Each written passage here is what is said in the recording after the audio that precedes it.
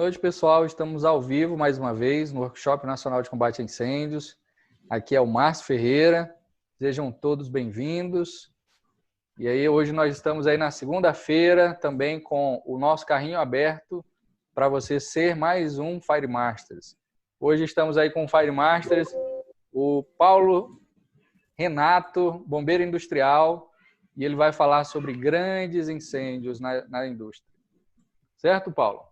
Podemos começar, né? Hoje vai ser bem rápido. Pode falar, Paulo. Ok, Márcio, agradeço mais aí o convite mais uma vez. Acho que este já é o segundo ou terceiro encontro, né, que a gente faz online aí, em virtude das produções aí que a gente faz nas redes. Pois bem, como você falou, né, eu sou um dos Fire Masters, né, também fui aluno do Fire Masters Academy, bem legal, foi uma época bem tranquila, bem legal, um aprendizado bacana. E aí, agradeço já de antemão o teu convite para falar um pouquinho sobre esse tema que a gente separou, né, falar um pouquinho sobre grandes incêndios industriais. Tranquilo? Então, só falando um pouco, me apresentando um pouco, eu me chamo Paulo Renato, eu sou engenheiro mecânico pela Universidade de Pernambuco, sou engenheiro de segurança do trabalho, também sou mestre em engenharia de produção na parte de riscos e confiabilidade em sistemas de produção, como também sou técnico em segurança do trabalho. Função essa que eu executo atualmente, né? Eu sou técnico em segurança na Petrobras, trabalho especificamente na refinaria Abreu e Lima, em Pernambuco, e trabalho diretamente com a parte de emergência. E por trabalhar nessa parte, né, por inclusive já ter dado aula, antes inclusive até de entrar na empresa atual, a gente acabou criando uma página, né, um conjunto de redes sociais envolvidas nessa parte de emergências, chamados bombeiros industriais, ao qual eu geralmente, é o trabalho que eu costumo fazer nas redes, costumo trazer alguns conteúdos ligados a essa área que muitas as pessoas têm muita curiosidade, né, muitos colegas não conhecem, as indústrias até são um pouco fechadas em relação a isso, mas a gente sabe que a indústria é importante, é um setor importante, e é necessário, inclusive, que os profissionais da parte de emergência, da parte de projetos, eles conheçam os temas ligados a isso, certo? Existe demanda nessa área, então, quem puder acompanhar o trabalho que a gente faz aí nas redes, né, Instagram, Facebook, YouTube, como também no LinkedIn, já estão convidados. Tranquilo? Então, sobre o tema que a gente vai falar hoje, a gente vai falar sobre grandes incêndios, né? Grandes incêndios industriais. Eu não vou abordar incêndios em si, os incêndios que ocorreram. Vou abordar os tipos de emergência que originam esses incêndios. Então, a gente tem os chamados acidentes ampliados, também conhecido como acidentes maiores. Esses tipos de acidentes, eles estão muito vinculados a essa parte que a gente vai falar sobre hoje, sobre essa parte de incêndios industriais. Então, o acidente ampliado é toda ocorrência súbita e inesperada, conforme o texto que a gente está vendo aí na tela, ocorrência súbita e inesperada, que inclui particularmente grande emissão... Paulo, tá ouvindo um barulho aí? Eu acho que é um alarme aqui. Deixa eu só desligar aqui, 5 minutos. Pode ficar à vontade. Enquanto isso, eu aproveito aqui. Pessoal, então sejam bem-vindos mais uma vez. Estamos aí com o engenheiro, bombeiro industrial, Paulo. Pronto, pode seguir aí. Vamos lá. Deixa eu começar. Então, quando a gente fala de acidentes, grandes acidentes, como incêndios, né? Esses acidentes, eles são classificados como os chamados acidentes ampliados, também conhecidos como acidentes maiores. Então, basicamente, são o quê? O que é o acidente ampliado? É uma ocorrência súbita e inesperada, que inclui particularmente grande emissão, incêndio ou explosão, resultante de fatos anormais de uma atividade industrial com graves riscos para os trabalhadores, público e no ambiente, iminente ou não, dentro ou fora da instalação e que envolva uma ou mais substâncias. Veja que o conceito ele é bem grande, bem extenso. Esse conceito, inclusive, é o conceito da Organização Internacional do Trabalho. Então, esse conceito está muito vinculado a esse tipo de emergência, né? A gente sabe que os incêndios industriais, muitas vezes, eles não são oriundos tão somente de um incêndio em si. Você primeiro teve um derramamento, para depois você ter um incêndio. Você teve uma explosão para ter um incêndio. ou até o evento já ocorrendo mesmo, um incêndio de forma já abrupta, né?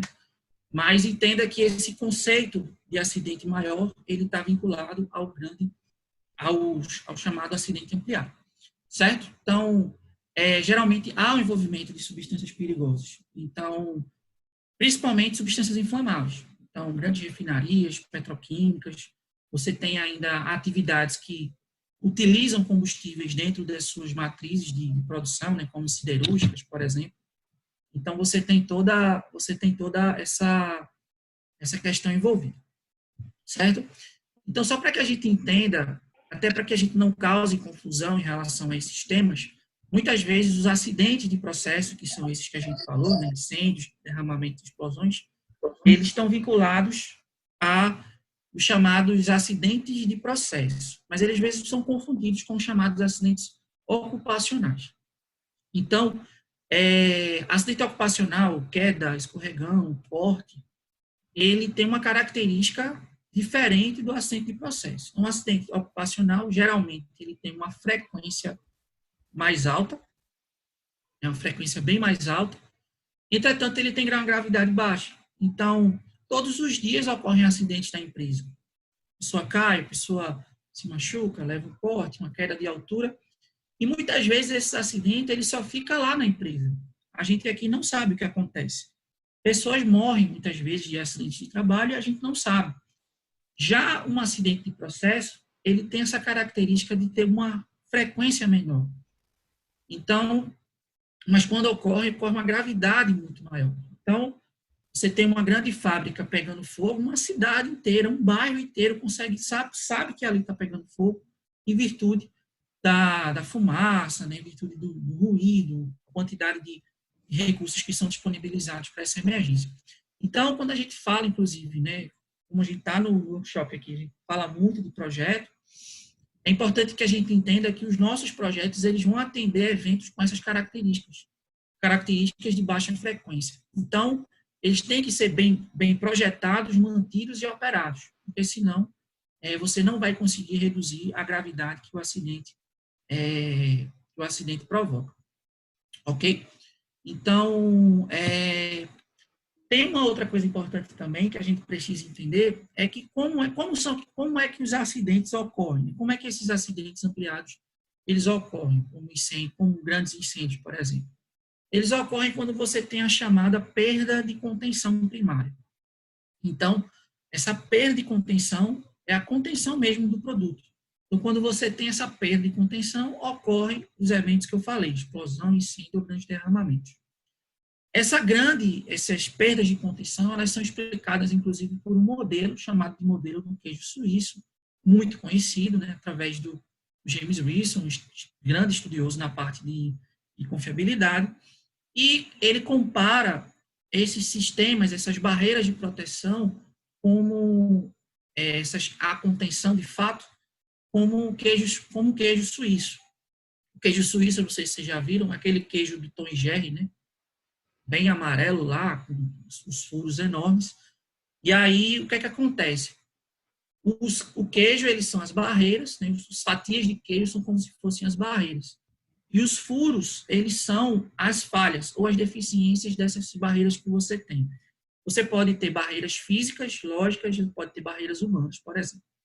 Então, você tem um determinado perigo lá, e a partir do momento que ele vai sobrepondo essas barreiras, sejam elas físicas, humanas ou lógicas, eu vou explicar um pouco mais na frente, essas situações elas vão se alinhando e no final você tem a ocorrência de um acidente. Então, sistemas de proteção industriais, eles geralmente são as últimas barreiras. Você tem primeiro as questões de supervisório, você tem as questões também iniciais de projeto, mas o que a gente foca bastante é a parte das barreiras de proteção, no caso, na nossa questão aqui, são as barreiras de proteção físicas, né, ligadas ao projeto. Tranquilo? Então, vou só mostrar um pouquinho aqui como seriam essas barreiras na real, certo? Como é que funciona na estrutura real de uma empresa. Então, no centro, imagine que isso é como se fosse uma cebola, uma casca de cebola, certo? Então, no centro, lá dentro, você tem um projeto da instalação. protegendo esse projeto ali, né, contendo o projeto. Você tem um sistema de supervisão e controle, sistema de alarme de processo, por exemplo, sistema, vamos supor, o tanque está lá, determinado tanque de um determinado produto, ele tem um controle de nível, é um sistema de alarme, que pode ter, ou ser supervisório, né, ele tem um sistema de bloqueio automático, ou ele ainda tem um sistema de ação corretiva. Então, imagine que ele está chegando lá no nível, vai alarmar lá no painel do operador e ele vai lá e faz a sua atuação, desligando lá o sistema de bombeamento que está mandando o produto para dentro do tanque, por exemplo.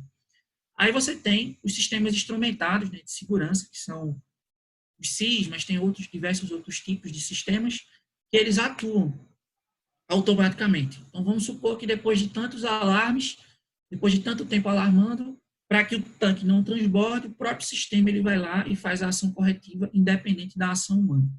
Então, esses sistemas a gente pode considerar como sistemas de contenção e controle. Se a gente levar em consideração que o perigo era o transbordamento, por exemplo, do meu tanque. Certo? E aí, caso esses sistemas não estejam operando, né, de forma adequada, aí você vai para os sistemas de alívio e proteção mecânica. Então, em grandes indústrias, por exemplo, ao qual você tem equipamentos funcionando com alta pressão, você tem as chamadas PSVs, né? São as válvulas de segurança e alívio. Então, essas válvulas, elas fazem o alívio de pressão numa possível pressão abrupta que você tenha, um aumento de pressão de um determinado vaso, um determinado equipamento.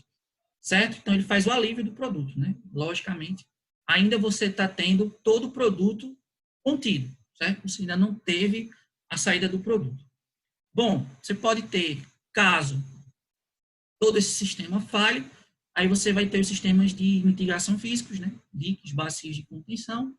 E aí, caso essa situação evolua, aí você vai passar a atuar no seu plano de emergência da unidade industrial ou ainda um plano de auxílio mútuo, aí, um RINEM, seja o que for, se aquela emergência não puder ser contida pela empresa que a gerou, certo? Que é a empresa que está contida naquele sistema, certo? Então, geralmente, aí você tem todos os procedimentos, né? Seja de evacuação, seja de combate, e aí é onde vão entrar justamente o nosso projeto, como também a atuação das equipes de emergência, justamente para mitigar. Tranquilo? Então, veja aí que o caminho para a perda de contenção ele é um pouco longo. Logicamente, que existem processos que há todas essas camadas de proteção. Mas é importante entender que um sistema funcionando de forma adequada, ele iria ter essa condição. Ok? Então, eu vou falar de alguns cenários industriais com incêndio, certo? Então, a gente tem cenários com incêndio, sem incêndio, com explosão, incêndio com explosão, incêndio sem explosão. Eu vou focar um pouco na parte de incêndio, e aí eu vou trazer alguns cenários que a gente costuma ver, né, principalmente nos estudos de análise de risco, que a gente geralmente vê nos estudos de análise de risco, como a gente também vê nos planos de emergência, né, nos simulados, enfim. Certo? Então, básico, né, conteúdo básico de incêndio, reação química, nos quais os vapores de uma substância, né, se inflamável, com contato com o oxigênio do ar, uma fonte de calor, geralmente uma fonte de ignição, geralmente causando liberação de calor. Esse é o conceito básico de incêndio. E aí, primeiro cenário que eu trouxe é chamado incêndio em nuvem. O incêndio em nuvem, geralmente, é o incêndio de uma nuvem de vapor, onde a massa envolvida e o seu grau de confinamento não são suficientes para atingir o estado de explosão. Então, você tem uma queima, certo? Você tem uma queima do seu produto inflamável. Eu vou soltar o play aqui para vocês verem. Vou baixar aqui para vocês verem. Então, isso é um laboratório de testes. Você vai ter a liberação de um gás, você já tem alguns pontos com chama, e aí você vai ver rapidamente aí esse combustível inflamável sendo consumido.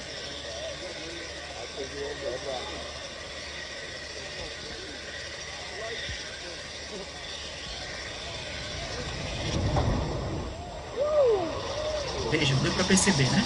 Então, como o evento ocorreu. Então, essa nuvem, ela podia estar confinada. Se ela estivesse confinada, poderia se causar uma explosão. Aí você não tem pressão suficiente para causar uma explosão, mas você tem os efeitos dessa nuvem aí. Então, o principal deles é o efeito de radiação cósmica, que é muito visível nesse tipo de evento. Ok? Então, outro evento que é bastante conhecido na área industrial, principalmente quem trata diretamente com produtos inflamáveis, é o chamado incêndio em poça. Então, esse fenômeno ocorre quando há combustão de uma camada evaporada de líquido junto à base do fogo. Então, como sabemos, os líquidos inflamáveis, né, inflamáveis, eles ficam sobre a superfície da água, por exemplo. Então, nesse vídeo que eu vou mostrar, você tem um inflamável já sobre uma superfície de água sendo queimado, e aí você vai ver que o combustível vai ser consumido e vai ficar tão somente, a água por baixo. E aí você tem aí o consumo do produto, né? Isso aí gera uma carga térmica alta. Carga térmica alta. Um dos eventos também até muito limitado na parte de emergências industriais, os chamados cenários, que você tem os incêndios em poça. Bom, outro evento também é o tal do jato de fogo, também conhecido como jet fire, né? Então, incêndio em forma de jato resultante da ignição imediata de um vazamento de um líquido ou inflamável pressurizado. Então, imagine que você tem um trecho de linha, um equipamento, um flange, uma válvula, e porventura deu passagem, né? Perdeu a sua contenção. Se essa contenção tiver pressão e ela encontrar uma fonte de ignição, você tem um jato de fogo. Lembrando, inclusive, que você pode ter substâncias que, em virtude desse aumento de pressão, no momento que ela vazar, ela já vai vazar em estado de chama, já vai vazar com chama. Então, o jato de fogo, ele tem essa característica. Então, isso aqui foi aí já um evento que aconteceu, isso aí foi numa refinaria Pemex, na cidade de Tamaulipas. Então, você teve uma explosão inicialmente, e aí veja o alcance, né, dessa explosão, mas o jato de fogo ele vai ser mostrado nessa parte do vídeo, no canto direito.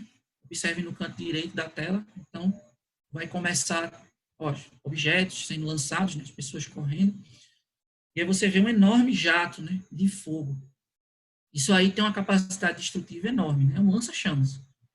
Um lança-chamas em tamanho gigante, né? Tamanho Transformers aí, né? Então, veja a capacidade de alcance que os jatos de fogo têm, principalmente pelas condições que o combustível apresenta, né? A maioria dos combustíveis pode apresentar poder calorífico alto, densidade baixa, então você tem justamente esse alcance. Ok? E aí, outro evento também é a chamada bola de fogo, Fireball. Também é um incêndio, é um evento industrial, né? Também tem essa condição. Então, a gente se verifica quando o volume de vapor inflamável, inicialmente comprimido no recipiente, escapa repentinamente para a atmosfera e, devido à despressurização, forma um volume esférico de gás, cuja a superfície externa queima, enquanto a massa inteira eleva-se por efeito da redução da densidade provocada pelo superaquecimento. Então, é aquela explosão bem característica, que forma, não é verdade, não é bem explosão, é aquela queima bem característica que forma o chamado cogumelo. Então, imagine que você tenha lá uma esfera de GLP, e parte dessa esfera ela rompa, ela saia, ela tenha uma perfuração, enfim, seja o que for. E aí, quando libera esse gás, se você tiver uma fonte de ignição, caso ele venha se queimar, como o combustível ele está pressurizado, né, ele vai liberar de forma repentina, causando essa bola de fogo. Isso aqui é um experimento. Burn, motherfucker. que mostra como acontece a bola de fogo. Então, isso aqui foi um vídeo que eu peguei no canal no YouTube, e aí ele vai mostrar em câmera lenta como funciona. Ele tem uma fonte de ignição, ele já tem uma grande quantidade de fumaça liberada, né? Ele tem uma pequena fonte de ignição ao qual o combustível é gerado. Vamos lá, vou mostrar aqui rapidamente. Deixa eu só voltar aqui. Bom, ele já tem lá uma fonte de ignição próxima, e aí ele tem um botijão aqui. Esse botijão vai fazer a liberação repentina do gás. Ele vai simular a perda de contenção. E aí, nessa perda de contenção, é formada justamente a bola de fogo. Certo? Então, tem essa característica aí. Ok? Bom, um outro cenário também bastante aplicado, bastante estudado, são chamados, é o BLEVE, né? O BLEVE, em inglês, seria a sigla de explosão por expansão de vapor resultante de líquido em ebulição. Como é que o BLEVE acontece? Diferente da bola de fogo, ao qual você tinha o escape da substância, no BLEVE você não tem. Você vai ter a liberação brusca para a atmosfera de uma grande massa de material inflamável em ebulição, mas o produto ele encontra-se ainda sob estado de pressurização. Então, é como se você tivesse, imagine, um vaso de pressão, e ao redor dele você tem um incêndio. O que é que vai acontecer? Os vasos de pressão, geralmente, os produtos estão em duas fases, né? Você tem uma fase líquida e uma fase vapor. Com o aquecimento externo, a fase líquida vai começar a passar para vapor, e aí, nesse momento, você tem o vaso extremamente pressurizado, e aí você ocorre o colapso. Então, em vasos de pressão que são elipsoidais, né, você geralmente tem um rompimento nas calotas.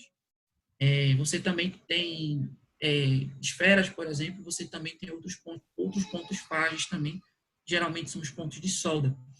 Então, por isso que a gente, por exemplo, tem em esferas, em vasos de pressão, sistemas de dilúvio sendo aplicados. Por quê? Porque se eu tenho um incêndio ali próximo, eu já posso interligar meu sistema de dilúvio na esfera que pode ser atingida por aquela chama, e aí eu evitar a ocorrência desse evento. Então, vou passar o vídeo aqui, isso aqui foi um vídeo.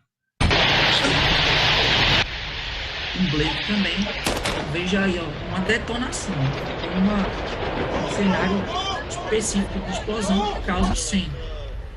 Vou voltar o vídeo mais uma vez para vocês verem. Certo? Então, aí incêndio com um vaso pressurizado, que a partir do momento da mudança de fase de líquido para vapor no seu interno, ele acaba sendo, digamos aí, detonado, digamos assim. E aí todo combustível é consumido, e aí você tem essa configuração conforme a gente viu no vídeo. Ok? Bom, um outro evento também, que também é bem característico da parte industrial, é o chamado boilover, né? Um fenômeno que acontece em decorrência do armazenamento de água de fundo, no fundo de um tanque, sob combustíveis inflamáveis, sendo que a água empurra o combustível quente para cima e, durante o incêndio, ele espalha e arremessa esse combustível a grandes distâncias. Então, como sabemos, né, a gente já falou, inclusive, vocês têm conhecimento disso, o combustível inflamável, ele, por ter densidade menor, ele fica na parte superior, armazenado dentro de um tanque, e na parte inferior você tem água. Quando esse combustível ele é queimado, então vai queimar somente aquilo que está sob superfície. Entretanto, como a gente sabe, queima vai acontecer em temperaturas muito maiores do que 100 graus, e 100 graus é a temperatura de ebulição da água. Se você tiver uma perturbação entre o filme de água e óleo, você tem aquela água que estava ali no fundo se evaporando. Então, a gente sabe que a densidade da água ele aumenta, né, muito maior do que ele é em líquido, e aí o líquido inflamável começa a ser expulso. Então, são eventos irreversíveis. Né? Então, justamente eventos como esse demandam grandes recursos. Vai ter que ter viaturas, vai ter que ter canhões de alta vazão e uma estrutura também que saiba operar todos esses sistemas, né, que também tem os recursos necessários para que o evento seja mitigado. Então, vou mostrar só esse vídeo aqui. A barrinha aqui do lado. No son fáciles de extinguir. Genera más calor aí, y dura más tiempo você já está que la tendo de casi ebulição, cualquier otro fuego.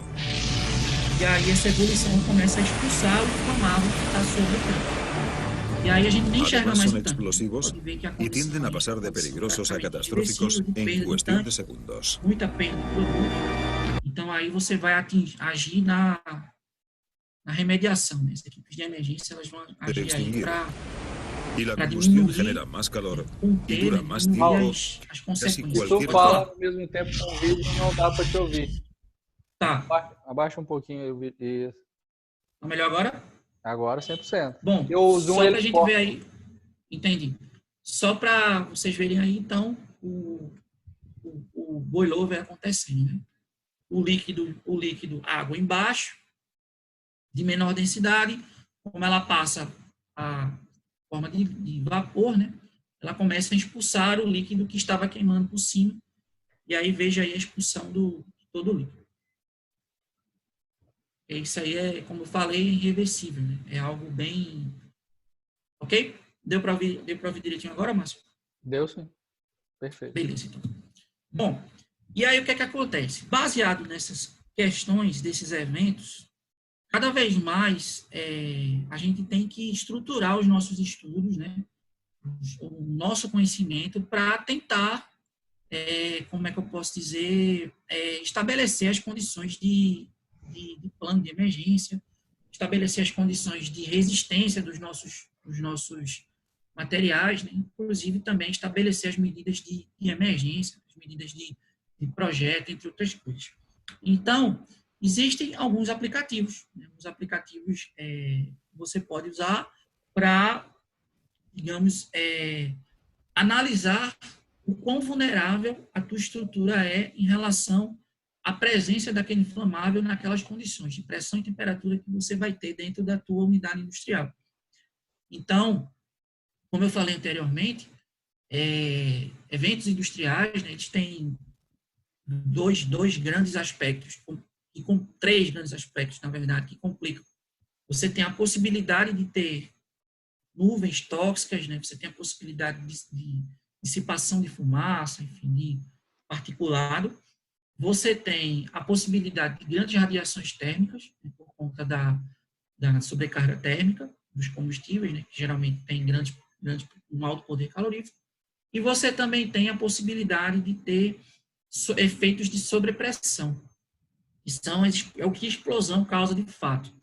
Então, existem alguns aplicativos, eu trouxe aqui um que eu uso bastante das minhas análises, dos meus estudos, que é a parte que é o Aloha. Então, o Aloha, ele foi criado pela Agência Americana de Meio Ambiente, a EPA, né, junto com outros órgãos dos Estados Unidos. Ele é gratuito, inclusive.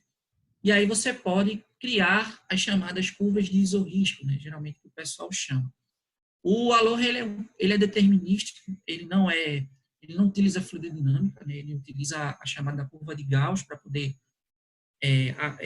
principalmente a parte de nuvem tóxica, mas ele dá uma boa aproximação do risco que você tem dentro de sua unidade. Então, por exemplo, nessa simulação que a gente fez para uma esfera de GLP, de uma unidade industrial, a gente encontrou alguns valores interessantes. Por exemplo, esse vazamento ele ia ocorrer num que a gente chama de PI, um medidor de pressão de 1,5 polegada, e aí você ia ter essa dissipação dessa nuvem.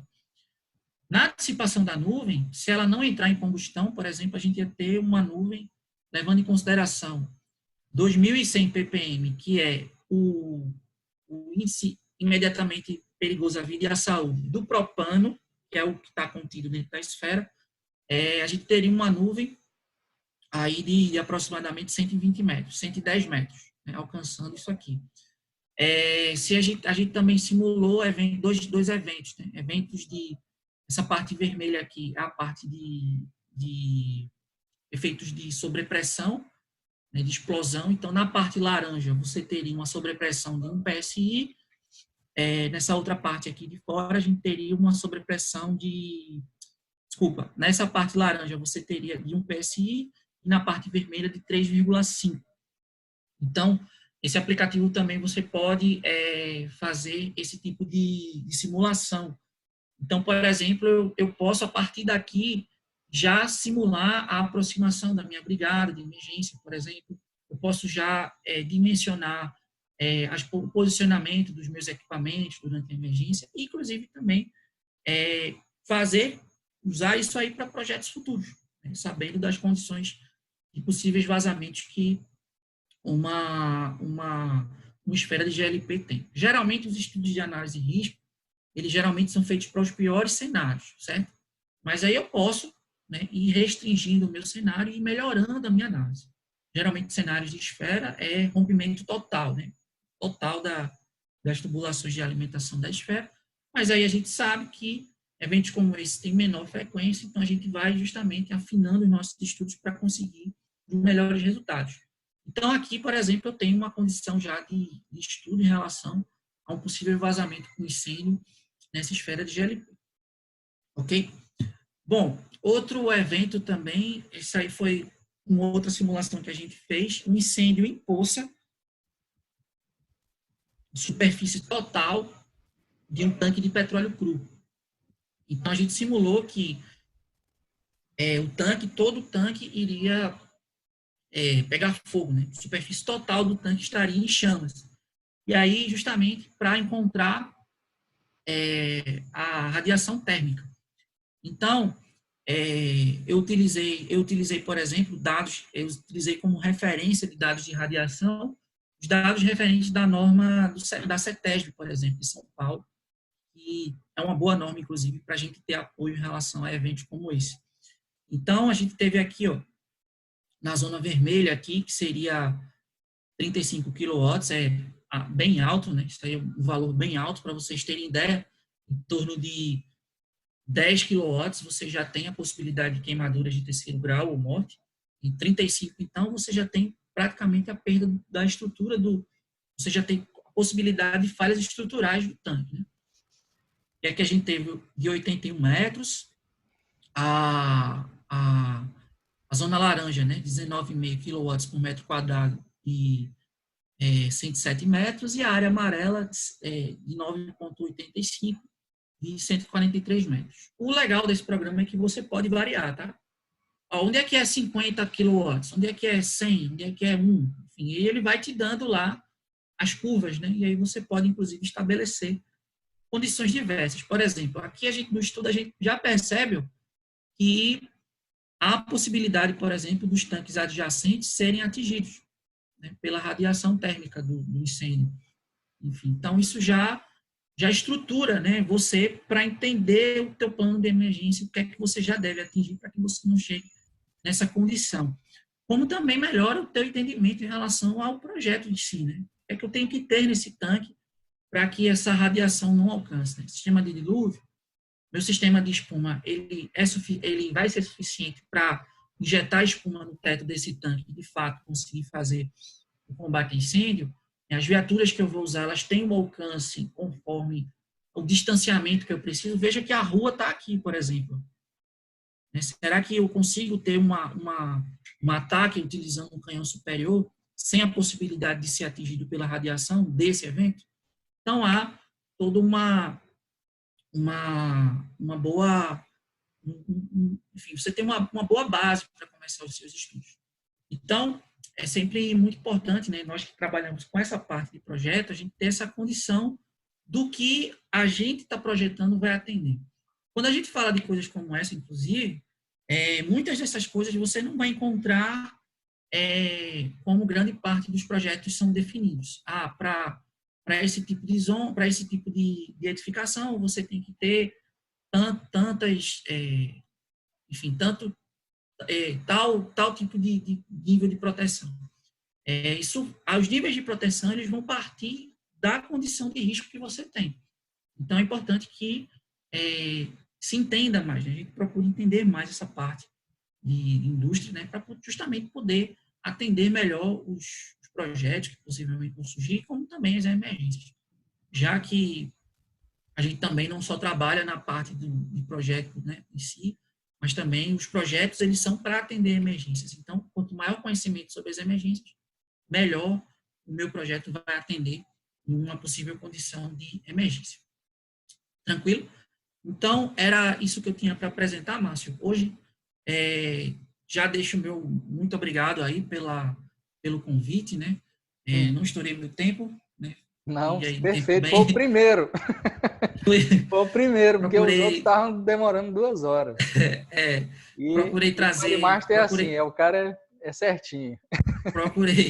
Procurei trazer aí o que você tinha me Efetivo. pedido, até trouxe outras coisas também, né? Enfim, estou à disposição, inclusive, para perguntas. Mais uma vez, convido vocês a acompanharem o que a gente faz nas páginas, né, nas redes sociais. Eu tenho me dedicado a estudar esses conteúdos, então, gostaria, inclusive, que vocês acompanhassem também. Tranquilo? Se quiserem entrar em contato, podem entrar em contato através das redes, como também através do meu e-mail. Eu fico à disposição para ajudar, projeto, enfim, serviço, né? A gente está aí também como mais um player na área, logicamente, né, para gerar mais segurança, né, e aí atender também os nossos clientes.